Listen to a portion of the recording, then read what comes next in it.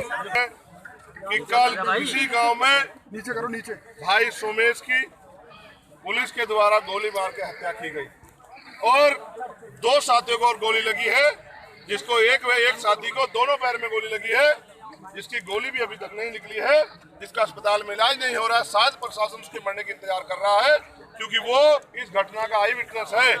अगर वो सुरक्षित रहेगा तो पूरी घटना को कोर्ट के सामने बताएगा।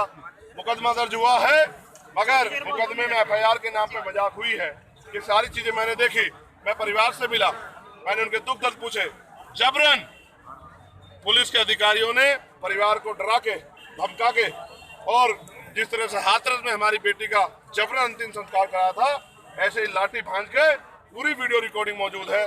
उन्होंने इस भाई का, सोमेश का भी अंतिम संस्कार कर दिया। अब आप समझिए, मैं स्पेशली आपको ये बात कहना चाहता हूँ, इस देश में भाजपा आरएसएस के लोग रोज ये कहते हैं कि हम इस देश के संविधान को बदल देंगे। आज ये उदाहरण पेश किया है सोमेश ने शहादत देके कि अगर बाबा साहब अम्बेडकर के पार्क की बात हो तो हम अपने प्राणों के बलिदान दे देंगे। अगर संविधान पे, बाबा साहब अम्बेडकर के संविधान पे आँच आई तो एक सोमेश नहीं, लाखों सोमेश बलिदान देने के लिए तैयार हैं। ये भी आरएसएस भाजपा के लोगों को एक चैलेंज है जो कल यहाँ से मिला है। लेकिन आप ये महसूस करो, एक इतना इनमेच्योर अधिकारी एसडीएम के रूप में, जिसने आते ही जेंट्स पुलिस से महिला, जो यहाँ की गांव की महिलाएं थी, उन पे लाठियां भंजवा दी और फिर उस खिड़की से 2 पुलिस वाले चढ़ के गोली मारते हैं, जिनके नाम भी गांव के लोगों ने बताया कि वो पहले से मौजूद थे। एक का नाम है, दूसरे का नाम आदेश चौहान है। दोनों लोगों ने गोली चलाई और गोली सर में लगी। आप ये जानते हैं, अगर लॉ एंड ऑर्डर मेंटेन करने के लिए बहुत हालत खराब हो जाए, सिचुएशन क्रिटिकल हो जाए, तो पैरों में गोली चलाई जाती है, सर में गोली तब चलाई जाती है जब सामने से भी कोई इस तरह की स्थिति हो जाए। लेकिन यहाँ तो कोई स्थिति नहीं थी, यहाँ तो किसी पे पत्थर भी नहीं था, डंडा भी नहीं था, सब लोग पार्क में थे, मिट्टी थी। इसका मतलब जानबूझ के हत्या करके हमें नीचा दिखाने के लिए, हमें हमारी औकात दिखाने के लिए गोली चलाई गई। क्योंकि उत्तर प्रदेश की सरकार है वो दलित हितैषी होने का वादा करती है, लेकिन उनका असली दलित हितैषी होने का जो असल है, सच्चाई, वो आपने देखी। प्रधानमंत्री जी बाबा साहब की बात करते हैं, मुख्यमंत्री बाबा साहब की बात करते हैं, लेकिन उसी बाबा साहब के पार्क की जमीन पे बाबा साहब का बोर्ड नहीं देख पाई भाजपा सरकार और उनके पुलिस को आदेश दिया उन्होंने कि गोली चला दो। ये सब हमारे सबके लिए बहुत दुख की बात है कि इतना अन्याय जो है दलितों के साथ उत्तर प्रदेश में हो रहा है। और पहले तो अपराधी इस काम को करते थे, कमजोरों को, दलितों को, मुसलमानों को, पिछड़ों को, आदिवासियों को मारने पीटने काम करते थे। आज तो पुलिस ने गोली ताल ली है, तो मुझे नहीं लगता जब रक्षक भक्षक बन जाएंगे तो फिर न्याय कैसे होगा। अभी बहुत सारी मांग जो परिवार के लिए गांव के, देहात के जिम्मेदार लोगों ने रखी है, जिनमें हमारी मांग है उस जिलाधिकारी के खिलाफ मुकदमा दर्ज करके उस पर कार्रवाई की जाए और उसको नौकरी से बर्खास्त किया जाए। क्योंकि आज तो उसने गोली चलाई इतनी छोटी सिचुएशन पे, कल हो सकता है वो और बड़ी घटना करा दे और कितने लोगों की जान चली जाए। ऐसे इनमेच्योर अधिकारी को कोई तुक नहीं बैठता कि वो कुर्सी पे बैठा रहे। दूसरी हमारी मांग है कि यहाँ जो चौकी है, चौकी पे इंचार्ज जितने भी कर्मचारी हैं जो दोषी हैं, उन सबको भी नौकरी से बर्खास्त किया जाए, क्योंकि ये उनकी देखरेख में हुआ। आपको ये भी जानकर आश्चर्य होगा कि ये जो बोर्ड है, इसी गांव के ग्राम प्रधान ने इस बोर्ड का अनावरण किया था और 2 महीने पहले इस बोर्ड का अनावरण हुआ था।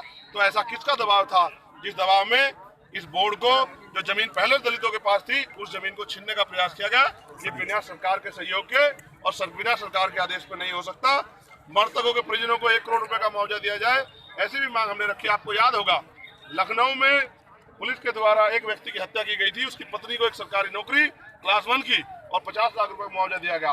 गोरखपुर में भी पुलिस के द्वारा होटल में घुस के एक व्यापारी की हत्या की गई, उनको भी 50 लाख का मुआवजा और एक नौकरी दी गई। लेकिन यहाँ 10वीं का बच्चा जो पेपर दे के आया था, निर्दोष था, उसको गोली मारी गई।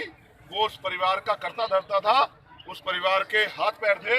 इस परिवार के लिए क्या सरकार ने सोचा? अभी तक इस बात की घोषणा न मुख्यमंत्री ने की, न प्रशासन ने की। प्रशासन ने ये कह तो दिया है कि हम अपनी आपकी मांग को पूरा करेंगे।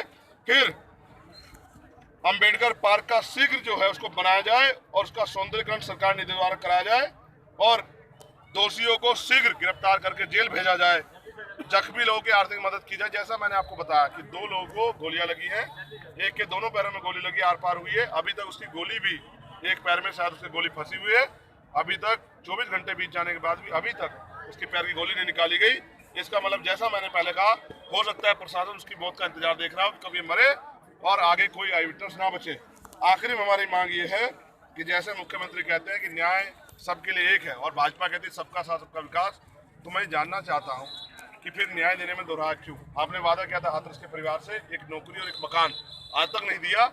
आपने जब 2 लोगों को दिया तो फिर उसी रूल की तरह इस परिवार को भी 50 लाख का मुआवजा और एक सरकारी नौकरी दी जाए, जिससे परिवार अपने पैरों पर खड़ा रहे और दोषी अधिकारियों पर कार्रवाई की जाए। लेकिन मुझे विश्वास नहीं कि भाजपा की दलित विरोधी सरकार इनमें से कोई भी मांग पूरी करेगी। इसलिए मैं यहाँ के जिलाधिकारी से भी बात करूंगा, कमिश्नर से बात करूंगा, एसएसपी से बात करूंगा और ये जानने का प्रयास करूंगा अभी क्या कार्रवाई हुई है। फिर अगर हमारी मांगे नहीं पूरी हुई तो हम एक समय उनको देंगे कार्रवाई करने के लिए। उस समय के अंदर कार्रवाई नहीं हुई तो हम एक बड़ा अनिश्चितकालीन आंदोलन रामपुर जिलाधिकारी कार्यालय पे करेंगे, जिसमें पूरे देश के लोग शामिल होंगे और वो आंदोलन अनिश्चितकालीन होगा जब तक हमारे लोगों को न्याय नहीं मिलेगा। ठीक है।